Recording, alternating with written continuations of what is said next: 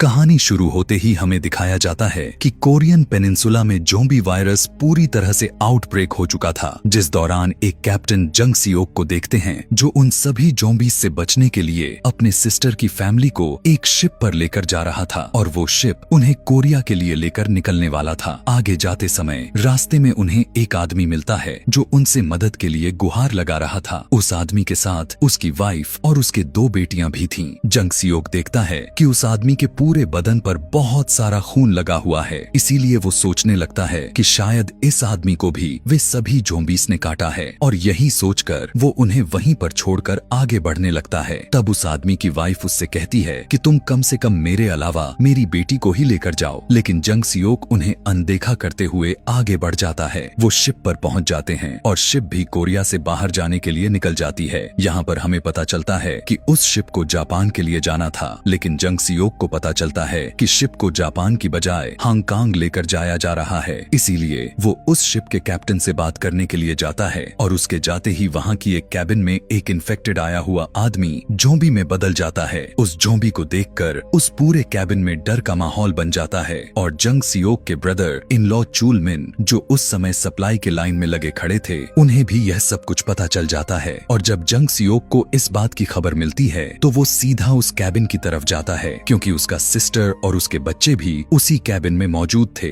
और वो ज़ोंबी उसी कैबिन के बाहर ही मिल जाता है और जंग सियोक उसे शूट कर देता है। और उसके बाद जैसे ही वो उस कैबिन के अंदर जाकर देखता है कि जितने भी लोग उस कैबिन में थे वो सारे के सारे अब इन्फेक्टेड हो चुके हैं और उन इन्फेक्टेड लोगों में उसका नेफ्यू भी था और उसकी सिस्टर अपने बेटे को पकड़कर बैठी थी, लेकिन वो इन्फेक्टेड लोग किसी भी वक्त ज़ोंबी में बदल सकते थे। और यही सोचकर जंग सियोक अपने सिस्टर को वहां से लेकर जाने लगता है, लेकिन वो अपने बेटे को अकेला छोड़कर नहीं जा रही थी। देखते ही देखते वो सारे के सारे इन्फेक्टेड हुए लोग ज़ोंबी में कन्वर्ट हो जाते हैं और उन लोगों पर अटैक कर देते हैं। जंग सियोक भी उन सभी ज़ोंबिस को मारने की कोशिश करने लगता है कि तभी वो देखता है कि उसका इन्फेक्टेड नेफ्यू अपनी मदर को काट रहा है, लेकिन इसके बावजूद भी वो कुछ भी नहीं कर सकता था कि तभी वहाँ पर गोली की आवाज को सुनकर चूल मिन भी आ जाता है, जो इस कैबिन के दरवाजे को बंद करके उसे बाहर ही रोक देता है। कैबिन के अंदर सारे ज़ोंबिस उसके सिस्टर को खा रहे थे और वो यह सब कुछ अपने आंखों के सामने देख रहा था। इसके बाद हमें पता चलता है कि ये सब जो कुछ भी हुआ था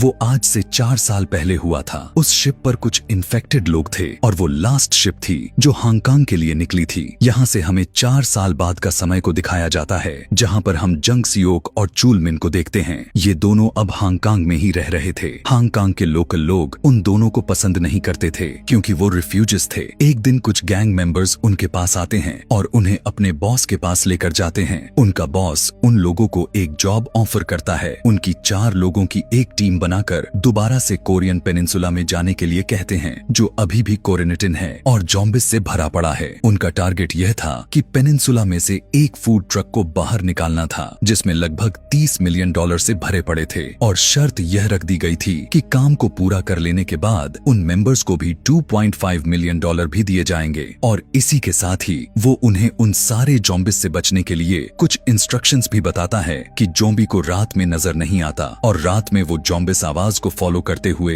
लोगों पर अटैक करते हैं। इसीलिए वो कहता है कि इस काम को रात में आसानी से किया जा सकता है। उन्हें 2 सैटेलाइट फोन को देकर शिप के थ्रू बताई गई लोकेशन पर पहुंचा दिया जाता है और जब वे सभी सर्वाइवर अपना मिशन को कंप्लीट कर लेते हैं तो वापस आते समय इस सैटेलाइट फोन का इस्तेमाल कर सकते हैं। वो सभी सर्वाइवर उस जगह पर पहुंच जाते हैं जहां पर वो ट्रक खड़ा हुआ था। तब जंग सियोक उस ट्रक के पास जाकर चेक करता है।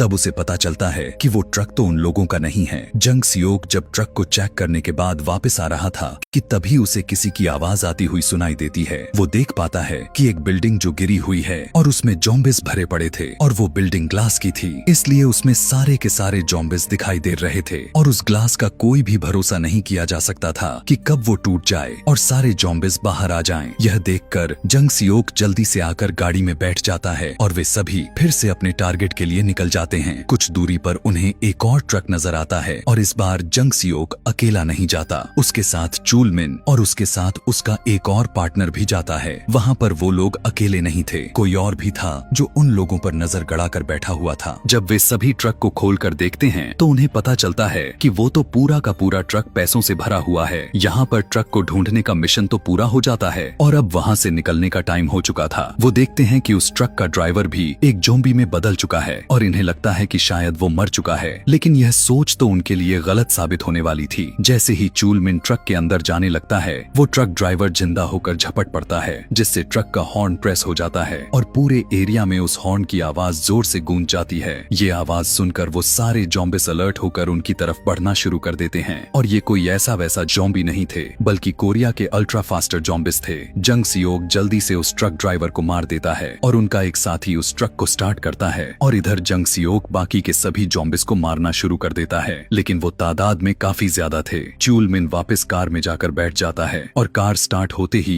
जंग सियोक भी उसमें बैठ जाता है और इतनी डिफिकल्टी होने के बावजूद भी वो सभी ट्रक को वहाँ से निकालने में कामयाब हो जाते हैं। और अब बारी थी वो सैटेलाइट फोन को यूज करने की, लेकिन इससे पहले कि वो उन्हें यूज कर पाते, अचानक से कोई बहुत सारे फ्लेयर्स उनके गाड़ी के आगे फेंक देता है और ये उन लोगों के लिए उनके सामने बिछाया गया ट्रैप था, ताकि लाइट होने की वजह से ज़ॉम्बिस उनकी तरफ अट्रैक्ट हो सके। और ठीक ऐसा ही होने लगता है। सारे के सारे फास्टर्स ज़ॉम्बिस उनकी तरफ बढ़ने लगते हैं और जल्दबाजी में वे सब अपनी गाड़ियों को भगाने लगते हैं और तभी उनकी कार क्रैश हो जाती है और उनका ट्रक भी उससे टकरा जाता है और जंग सियोक सीधा ट्रक से बाहर जाकर गिरता है। वो देखता है कि उसकी तो तीनों साथी मर चुके हैं, लेकिन असल में तो ऐसा नहीं था। चूलमिल जल्दी से ट्रक के पीछे वाले डब्बे में घुस गया और ट्रक ड्राइवर भी अभी जिंदा था, लेकिन जंग सियोक के पास इतना समय नहीं था कि वो उन्हें चेक कर सके, क्योंकि ज़ॉम्बिस ने चारों तरफ से उसे घेर रखा था और उनसे लड़ते हुए एक समय ऐसा आता है कि वो अपना हार मान जाता है कि तभी हम देखते हैं कि उसके आगे एक कार आकर उसकी हेल्प करती है। वो देखता है कि उस कार में बैठी एक लड़की जियोंग ड्राइव कर रही थी, उसके साथ उसकी छोटी बहन भी बैठी हुई थी। वो जंग सियोक को कार में बैठाकर वहाँ से निकलते हैं, लेकिन ज़ॉम्बिस हर तरफ फैले हुए थे। हम देखते हैं कि बड़ी मुश्किल से जियोंग अपने कार को बचाकर वहाँ से निकल जाती है। जियोंग काफी खामोशी से अपनी कार को एक ब्रिज के नीचे पार्क कर देती है, क्योंकि सामने ज़ॉम्बिस का एक बहुत बड़ा झुंड था। अब यहाँ पर जियोंग की छोटी सिस्टर अपनी स्किल को यूज करते हुए अपनी रिमोट कंट्रोल को गाड़ी से बाहर निकालती है, जिस पर उसने काफी हैवी टेक्नोलॉजी लगाई हुई थी। उससे वो ज़ॉम्बिस का ध्यान भटकाने लगती है और वो लोग सही सलामत वहाँ से निकल जाते हैं। फिर वो अपने घर पहुँच जाते हैं, जहाँ पर उनके मदर और फादर रहते थे। यहाँ पर पता चलता है कि ये दोनों हस्बैंड वाइफ वही लोग थे जिन्हें 4 साल पहले जंग सियोक इग्नोर करके चला गया था, और उसके हाथ में जो छोटी बच्ची थी वो वही यूजीन थी जिसकी जान बचाने से जंग सियोक ने इनकार किया था, और आज उन्हीं ने उसकी जान बचाई। दूसरी तरफ उस ट्रक के पास एक पूरा गैंग का काफिला ही पहुंच जाता है और गैंग का नाम यूनिट 631 थे, जिसका लीडर फर्स्ट क्लास होंग था। वो देखता है कि उस ट्रक का ड्राइवर अभी भी जिंदा है, लेकिन उसकी जान बचाने की बजाय वो उसे मार डालता है। और यहाँ पर हमें इन लोगों के नेचर के बारे में भी पता चलता है